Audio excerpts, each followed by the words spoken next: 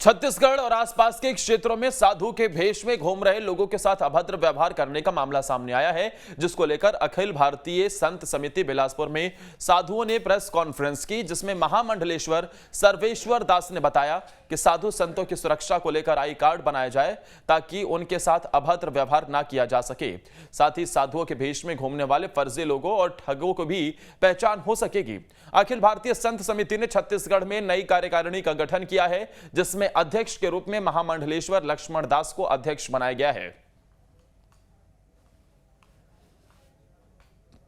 विचार किया उस पर कि भाई हम तो अखाड़े द्वारे का हमारा परिचय है ही, साथ साथ हमका आईडी भी हम बनाने जा रहे हैं छत्तीसगढ़ में, और सभी संतों को आने वाले समय में हम आईडी बनाएंगे, उसका परिचय पत्र भी बनाएंगे ताकि ऐसे बाहर से आए तत्वों का पहचान किया जा सके। नर्मदा नदी मध्य प्रदेश की जीवन रेखा ही नहीं बल्कि लाखों करोड़ों लोगों के लिए आस्था का केंद्र भी है।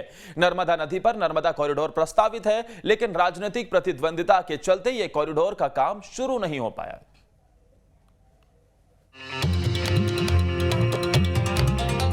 उज्जैन में महाकाल कॉरिडोर के निर्माण ने आस्था और पर्यटन के नए आयामों को स्थापित कर दिया है, जिसके बाद प्रदेश के अन्य धार्मिक स्थानों पर इसी तरह के विकास की मांग उठने लगी है, जिसमें नर्मदा नदी पर नर्मदा कॉरिडोर प्रस्तावित है।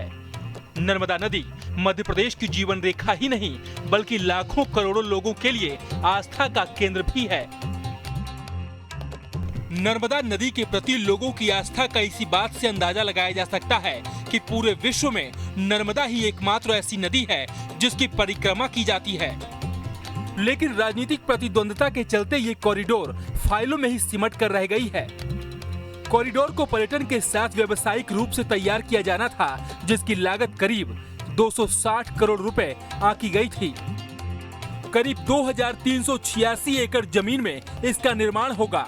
655 एकड़ सरकारी जमीन अधिग्रहण की जाएगी। मौजूदा विकसित क्षेत्र 421 एकड़ है। इस कॉरिडोर में 7 गांव की भूमि अधिग्रहित की जाएगी। तिलवारा, ललपुर, ग्वारी घाट, जिलहरी घाट, भटौली, परसवारा, गौरैया घाट गांव है। कॉरिडोर में क्या क्या होगा?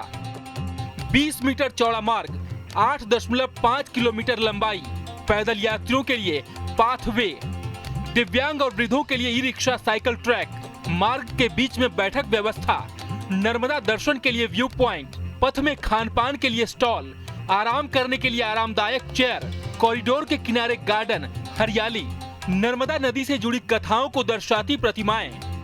इस मामले पर पूर्व वित्त मंत्री और कांग्रेस के विधायक तरुण भनोट का कहना है कि ये प्रोजेक्ट कमलनाथ सरकार ने शुरू किया था, इसीलिए मध्य प्रदेश की बीजेपी